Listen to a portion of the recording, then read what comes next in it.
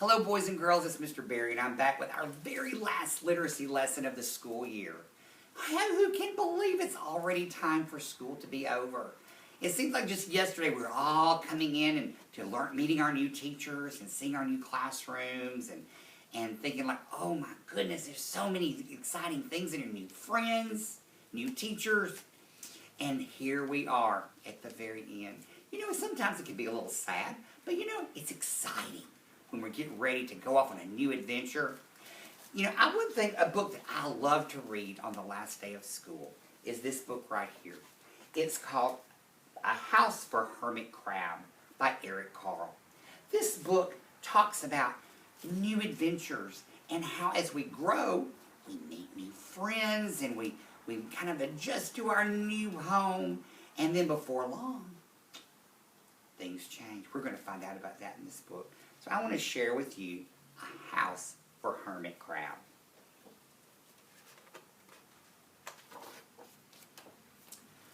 Time to move, said Hermit Crab one day in January.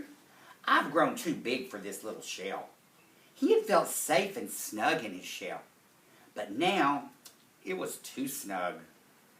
Hermit Crab stepped out of the shell and onto the floor of the ocean. But it was frightening out in the open sea without a shell to hide in. What if a big fish comes along and attacks me, he thought. I must find a new house very soon.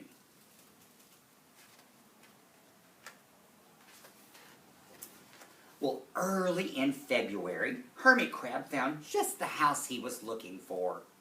It was a big shell and strong. He moved right in, wiggling around and waggling about inside to see how it felt. And it felt just right. But it looked so, well, so plain, thought Hermit Crab. In March, Hermit Crab met some sea anemones. They swayed gently back and forth in the water. Ooh, how beautiful you are, said Hermit Crab. Would one of you be willing to come and live on my house? It's so plain it needs you. Oh, I'll come, whispered a small sea anemone. So gently, Hermit Crab picked it up with his claw and put it on his shell. Well, in April, Hermit Crab passed a flock of starfish moving slowly along the sea floor.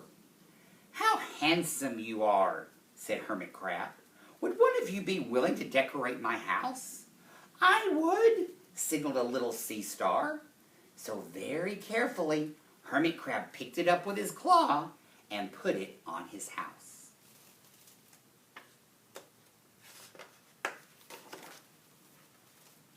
In May, Hermit Crab discovered some coral. They were hard and didn't move at all. Oh, how pretty you are, said Hermit Crab. Would one of you be willing to help make my house more beautiful? I would, creaked a crusty coral.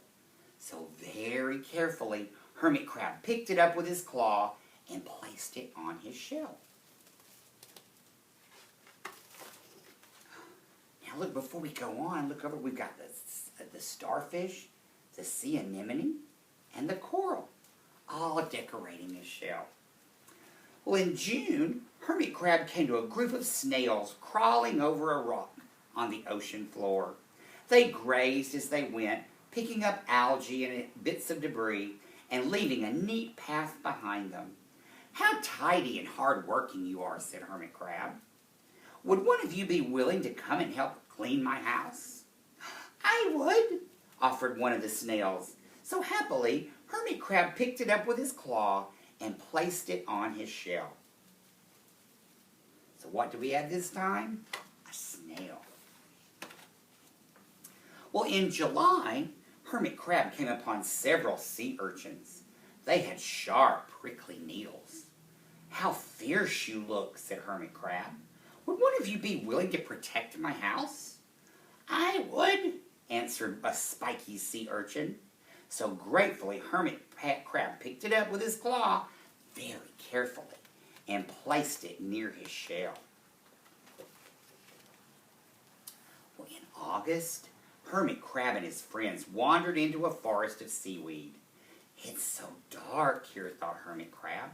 Ooh, how dim it is, said the sea anemone. How gloomy it is, whispered the starfish. How murky it is, complained the coral. I can't see, said the snail. It's like nighttime, cried the sea urchin. Well, in September, Hermit Crab spotted a school of lanternfish darting through the dark water. How bright you are, said Hermit Crab. Would one of you be willing to light up our house? I would, replied one lanternfish, and it swam over near the shell. In October, Hermit Crab approached a pile of smooth pebbles. Oh, how sturdy you are, said Hermit Crab. Would you mind if I rearranged you? Not at all, answered the pebbles. Hermit Crab picked them up one by one with his claw and built a little wall around his shell. Now my house is perfect, just cheered Hermit Crab. So look at all the things he has. The lanternfish to give them light, the starfish, the snail to keep his house clean, the sea anemone, the coral, the sea urchin, and now the pebbles.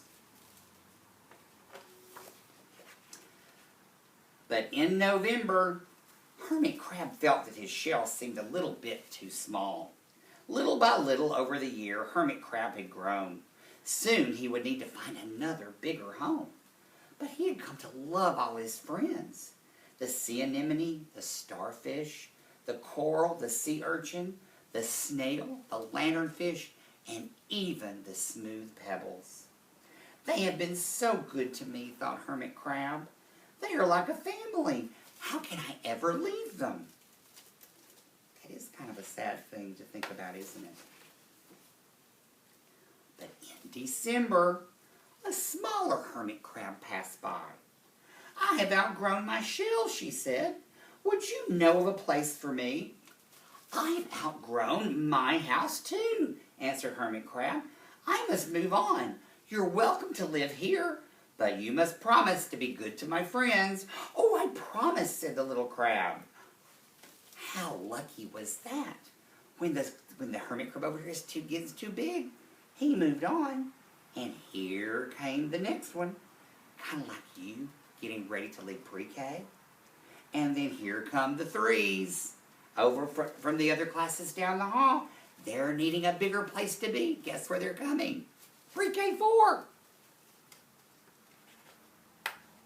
Well, the following January, Hermit Crab stepped out and the little crab moved in. Couldn't stay in that little shell forever, said Hermit Crab as he waved goodbye. The ocean floor looked wider than he had remembered it. But Hermit Crab wasn't afraid. Soon he spied the perfect house, a big empty shell. It looked, well, a little plain, but sponges, he thought, barnacles, clownfish, sand dollars, electric eels. Oh, there are so many possibilities. I can't wait to get started fixing my new home. Now, that is the end of the story here. And you know, you're a lot like Hermit Crab right now. When you came to pre-K back in September, you know, we were getting used to this new thing. We had lots to learn, new friends to make, new teachers to enjoy. But then as the year goes on, we're learning a lot. And then by now, it's like, wow, we've grown so much. We're now almost 5, if we're not already 5. We're ready for a new adventure. And your new adventure is coming up in kindergarten. Now, before long, it'll be time to move on to kindergarten. And then all the boys and girls coming up from the 3s will settle into Pre-K4 just like you did last year. Boys and girls, your teachers are so proud of you. You've worked really hard this year. And we're so proud of all the work you did and all the things you learned. And you know what? every teacher at Incarnation Academy, whether they're teaching 2s, 3s, or 4s, by the end of the school year, our heart right here is a whole lot bigger because we have got so many new friends that we will love forever right here. We love you, and we're going to be so excited to watch and see the new things you learn next year and the year after that. So always know that with the Incarnation Academy is one of your first learning homes, and we are always here cheering for you. Thank you, boys and girls, and we will see you this next year. Bye-bye.